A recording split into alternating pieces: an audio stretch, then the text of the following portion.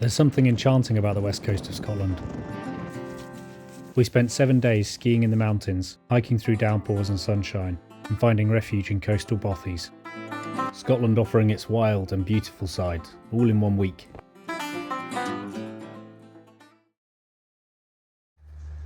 Our adventure started a little further east. Alan had come up a day early to join me and Harvey the dog for a day ski touring at Glenshee. We headed up to the top of Glas Maol, one of the many Munros there, and lapped the west face. The snow was slushy and wet, the sun poking through the rain-soaked clouds to warm our faces against a biting wind. Wind chill was around -12 and we had some fairly brutal conditions. But the effort was worth it. Amazing views and some fun slushy snow to play about in. Allez! C'est le sommet!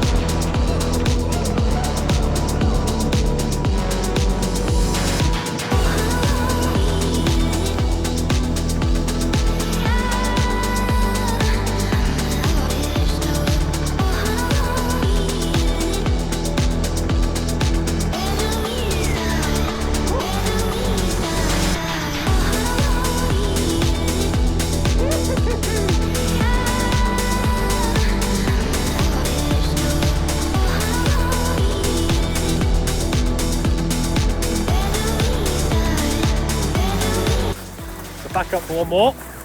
Back to the car park. Hot choc. Yes. Romantic. Boys' day out. Couple of chaps out. Catch you at the top.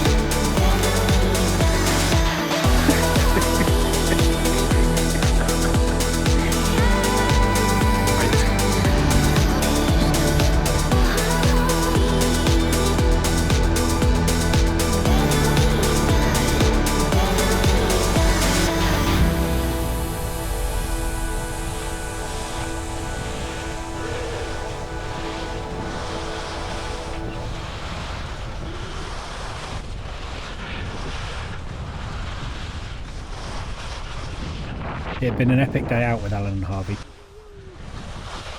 Yeah, boy. Less than half.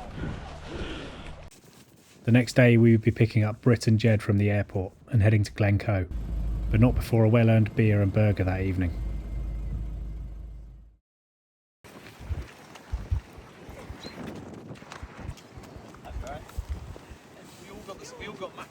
So today, the other guys have gone for a ski.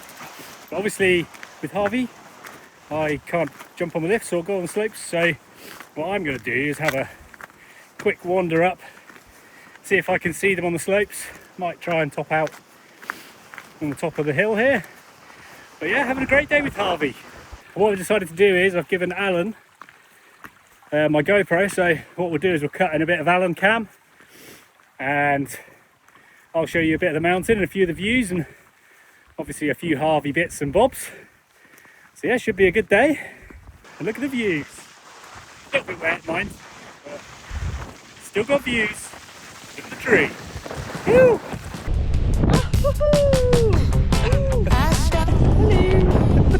I'm about to go snowboarding. Where are we going, Bob? To the top.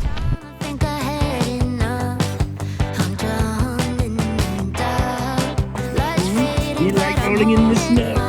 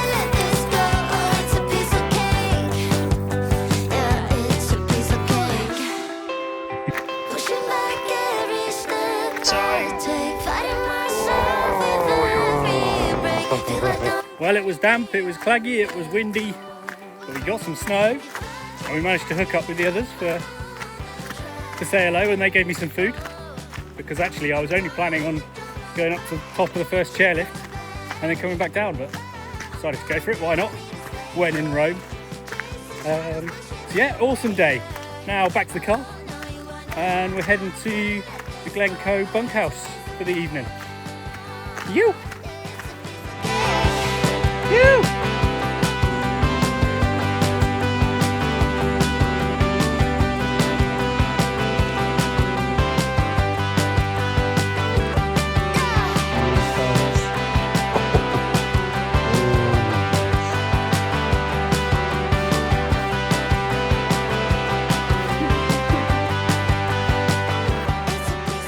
Don't tell anyone in the youth hostel, Harvey.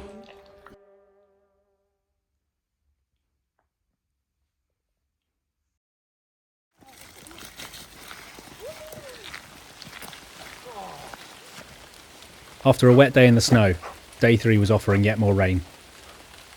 Oh, hey guys.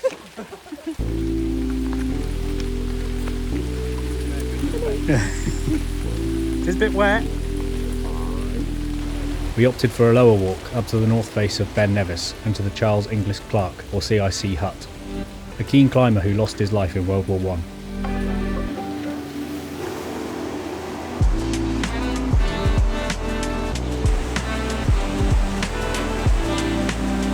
Out of 10, Jed?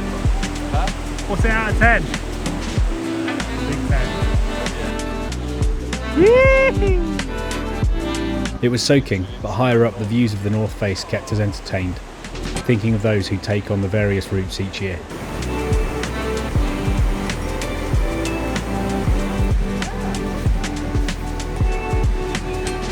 Snacking in the rain.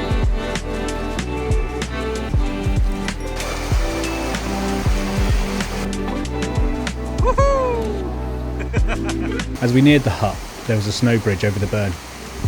Jed and Alan made it over safely. However, weighing slightly more, it collapsed as I crossed. This made the return journey slightly more difficult, with a high river from snowfall and rain.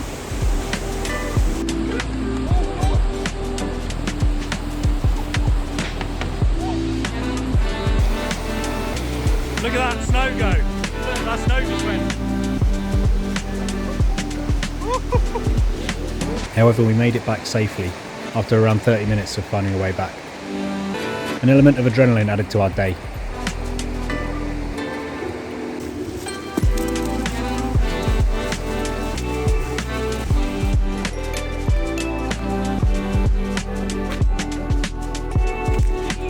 We returned to the car and made the journey to the Isle of Skye for our adventure the following day, a bothy on the coast. And the forecast was promising sunshine.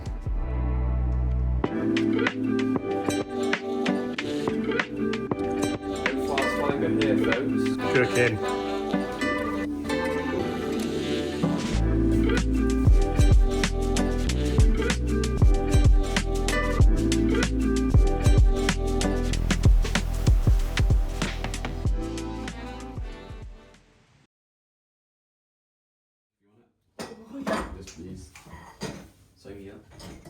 Bit damp.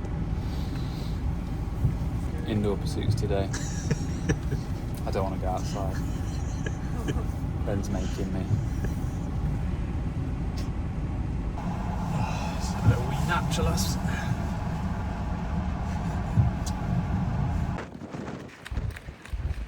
After hiding in a pizza place from the rain for the morning, we made our way 30 minutes south of Broadford. We were heading for the Camasunary Bothy, which hides in a bay under the shadow of Glas Maol, a 928 metre Munro that looks over the Coolin Ridge. The forecast was still threatening sunshine around 3 o'clock, so we set off in yet more rain, praying that it was right.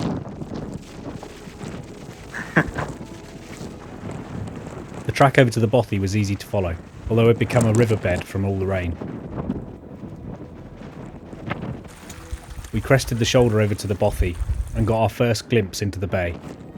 It was absolutely stunning, and we couldn't see another soul. It seems our gamble in the rain had paid off in that respect at least.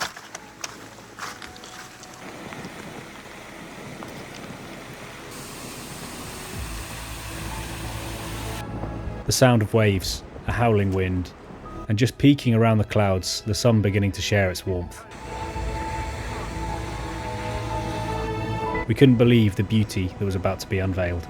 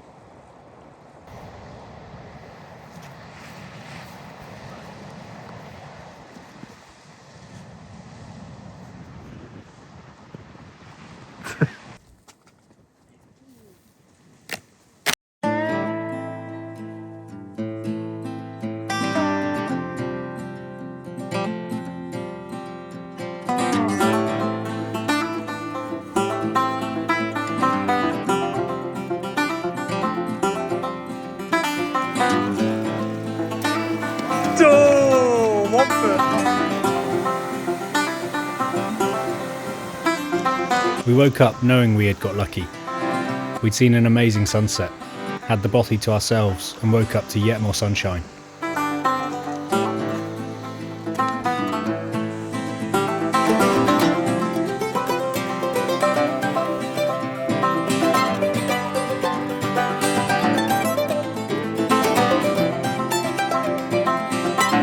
As we climbed, the Coolin Ridge poked around the corner, and the views superseded yesterday's walk-in.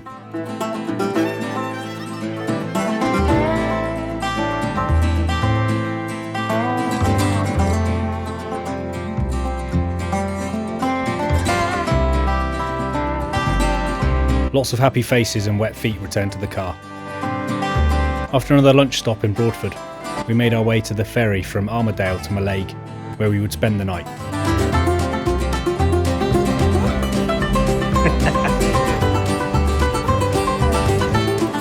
Our luck seemed to continue, as on the ferry a pod of dolphins joined us.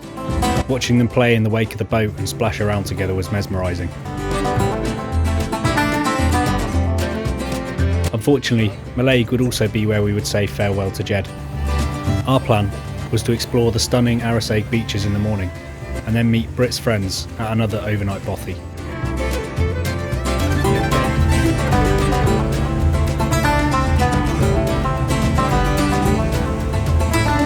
Wow, they're going to join, they're going to swim in there.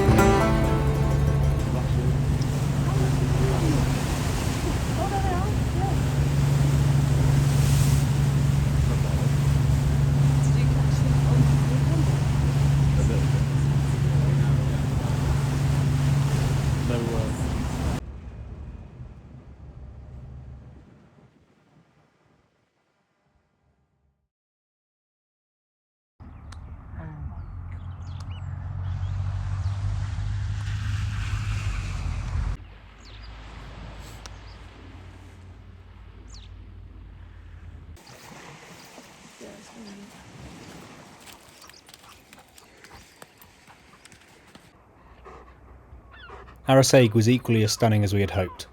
Pure white sands and blue water. We had also had a frost overnight, and the sand was partly frozen. It was almost like walking on snow.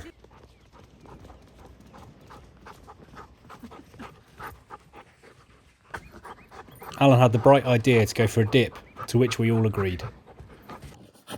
I was definitely the least composed of the group, but it felt amazing. Oh my god.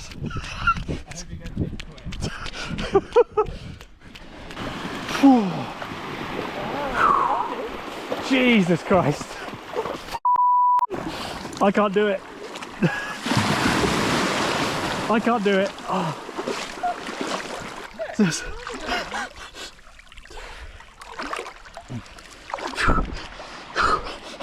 Well done, Brett. Jesus Christ, well done. Oh.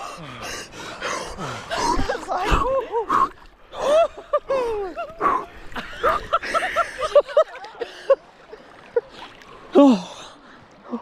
I'm out.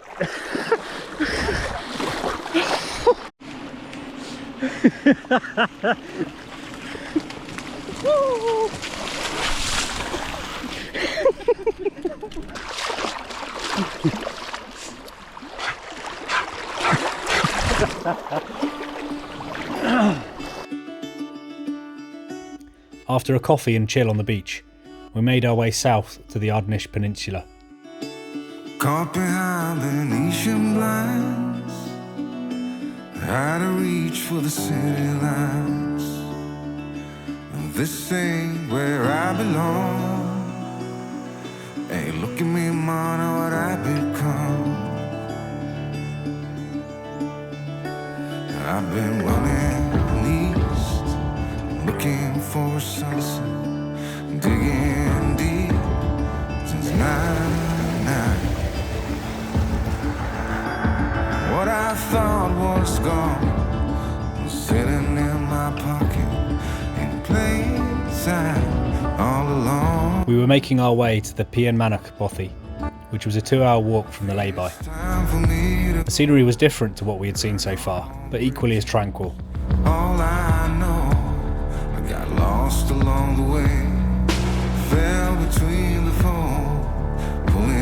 It was almost t-shirt weather, and the isolation of this bothy really felt hidden away from society.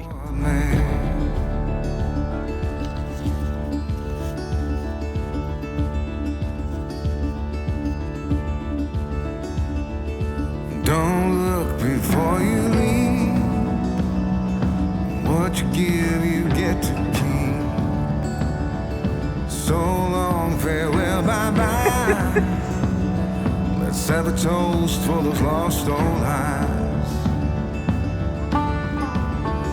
And my crooked little heart. Based where a settlement of around 8 houses used to stand, the now bothy used to be the post office and the last inhabited building, before being abandoned. It was then rebuilt and became a public bothy for years. Now a private bothy with supplies and the renovation being done by boat. I think it's time for me to go. Bothy, beach, sea, dog. We basked in the sun awaiting the arrival of the others.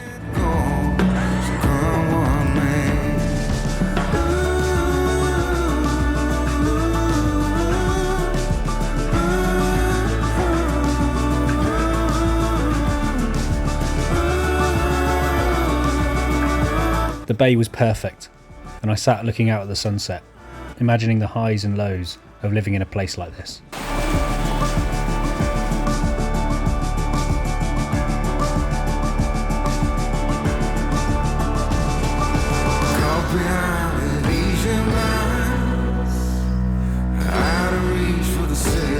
And again, we were seeing the west coast in all its glory, the sun getting low over the horizon, starting to give off that wintry orange glow.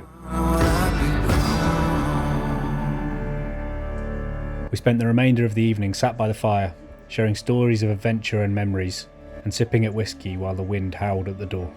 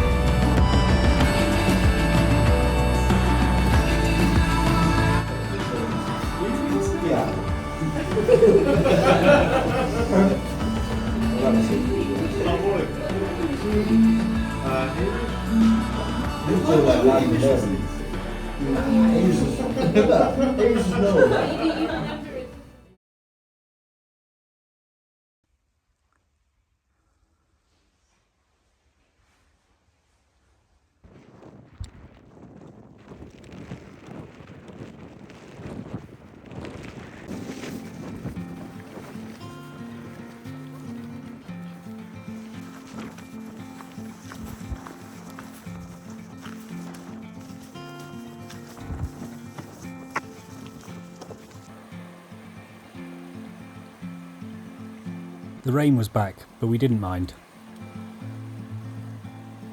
With it, a strong dose of wind, blowing us around with our bags as extra windage. Looking back, it had been a week of two halves. Snow, rain, wind. Then the sun and calm beaches.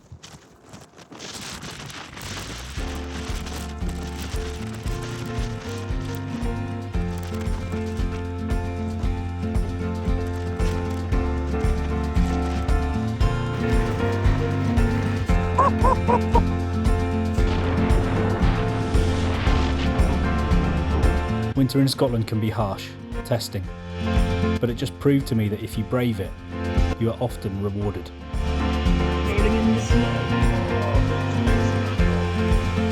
And those rewards feel even more special because you've earned it.